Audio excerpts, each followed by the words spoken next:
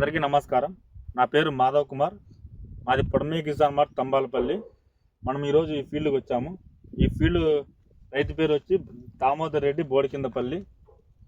మనము 1 week before 3 ఎకరాలకి కలిపి పాపులకి ఇచ్చాము 10 లీటర్లు. అది ఎక్కించిన తర్వాత మనం 4 డేస్ తర్వాత వచ్చాము. మీరే చూడండి పూత ఎలా వచ్చిందో, పూత నింటి పిండి ఎలా పట్టిందో మీరే చూడండి. మొత్తం ఎంత ఈజీగా ఇదవుతుందో మీరే చూడండి.